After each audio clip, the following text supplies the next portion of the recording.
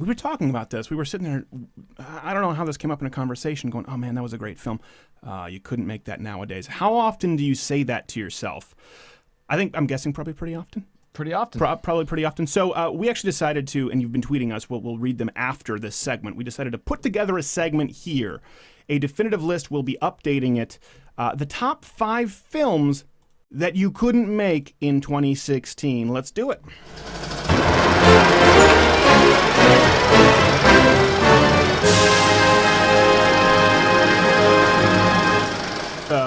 For reasons that are self-explanatory, they would be far too triggering. Yes. So a lot of these, you'll notice some trends here. Let's get right into it. Number 5 is a bit of an obvious one. Not Without My Daughter.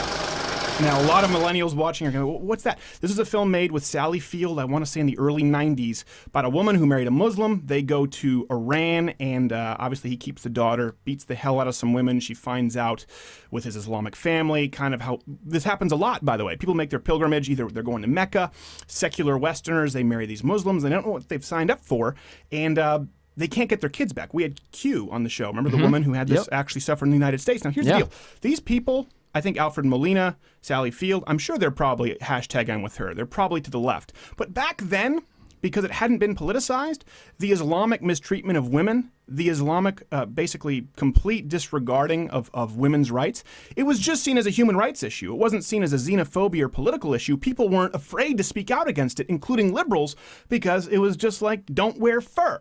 It was just an issue that, well, you shouldn't beat women, and this is a real problem in the Middle East, and this is a problem with Islam, and at that point it wasn't the cause du jour, so even leftists back then felt okay doing it. You could not do this nowadays. Here's a clip to show you what I'm talking about.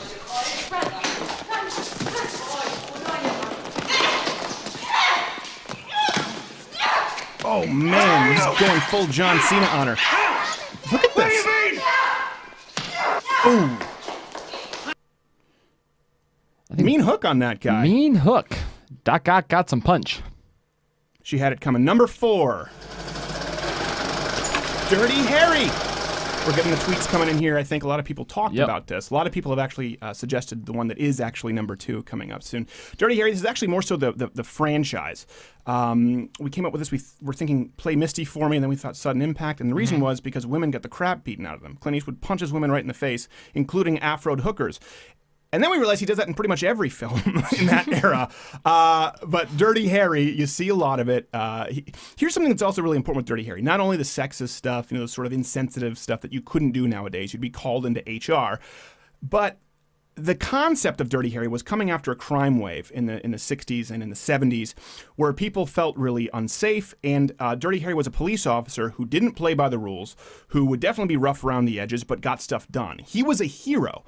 It's the exact opposite of the Black Lives Matter thing right now. If this were happening today, Dirty Harry would, instead of shooting the rapist in the street, he would be wearing a body camera, taking him in for questioning, and bringing in his lawyer with a lot of vowels in his name, and then eventually letting him free. So it's not just the insensitivities, but the concept of Dirty Harry would not work today.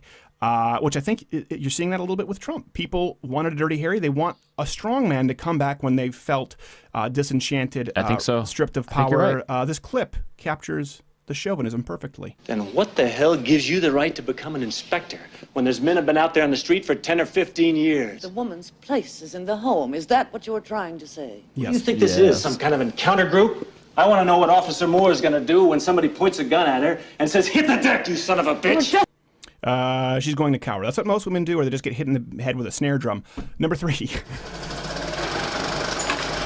Animal House. Yes. Now, I know what you're thinking. Is this because it was too profane? No, none of that. Actually, it's not even because it's a bromance. It's not even because they need to recast it today with women. I guess they kind of did that with Neighbors 2, Sorority Rising, which was horrendously unfunny. But Animal House, some scenes in there, the kind of scenarios that give Lena Dunham and Amy Schumer nightmares. You realize when you watch Animal House, to me what's so telling is it started off from the college culture. It was assumed that people just have drunken sexual encounters. That's a big thing that happens in college. Now, again, most of these people in that film probably pretty liberal today. Not Matheson, or he's doing something. He just talked about how he liked Reagan. But it wasn't even considered a sexist, it wasn't considered a social issue that kids have drunk sex in college. Nobody would have even considered the idea that two people who were both drunk, who had consensual, intimate relations, would be considered rape.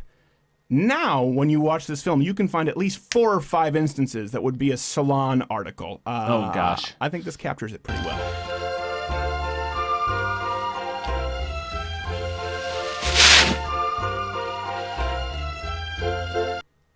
I knew a girl in high school who stuffed her bra. Really? Yeah, she wore the Just chicken. one. She wore the chicken cutlets. Guess what her nickname was? Cutlets. Number 2. That's it. Everyone knew this was coming. Number 2, Blazing Saddles. They probably thought it was going to be number 1. They probably thought it was They going to be number probably 1. thought so. What do you think will be number 1? Tweet me at SCrowder or tweet him at NotGayJared. It might surprise you. Blazing Saddles. This could have taken up spots 5 through 1.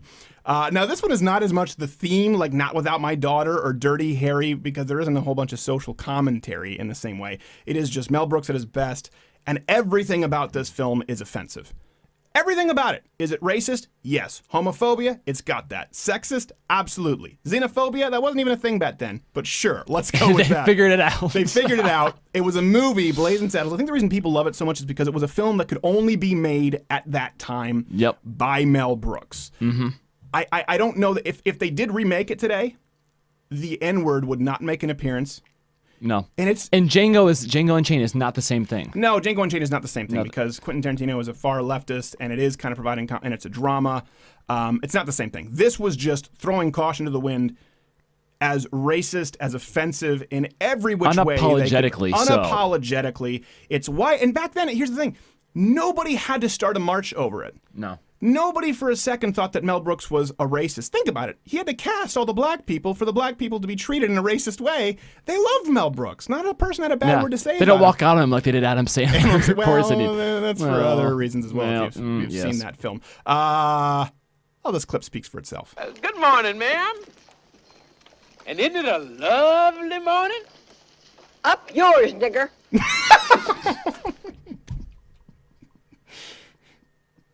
I don't know if we have to censor that for radio. I hope we don't. I hope we don't. We didn't say it. Just drag up her corpse and hit her with the fine. I don't think we have to say any more about that. If you haven't seen it, go see it. Number 1. What's number 1? What's it going to be?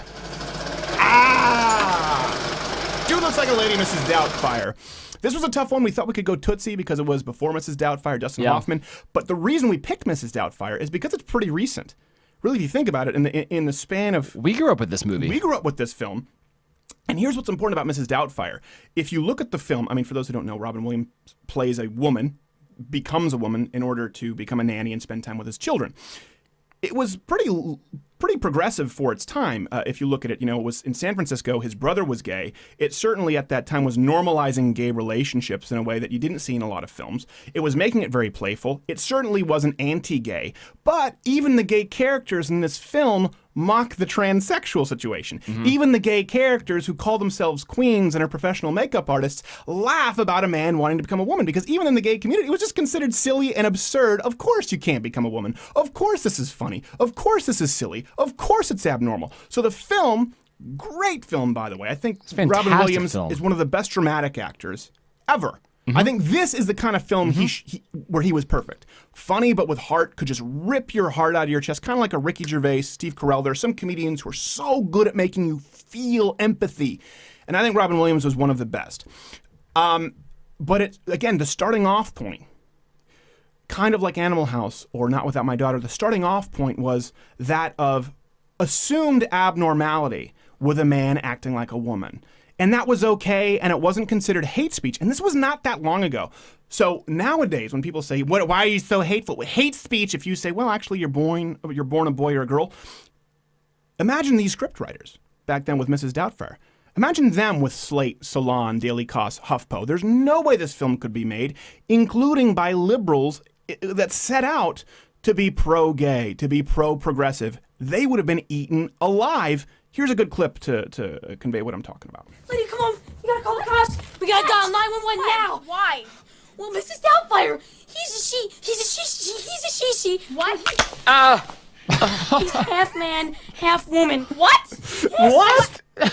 What? Half man, half woman. They say, stay back, pervert. Stay back! Later in there, which is it's just so perfect. This is innocent. It's not hateful at all. But of course it's crazy. Of course it's abnormal. A man dressed as a woman is always going to, everything in your blood says this is not natural. It's like seeing an animal flash red in the kingdom. Like, oh my God, that's poison. I shouldn't touch that. This is bad. So send me your tweets at @AsCrowder. What do you think should be added to the list? This has been top 5 movies you couldn't make in 2016.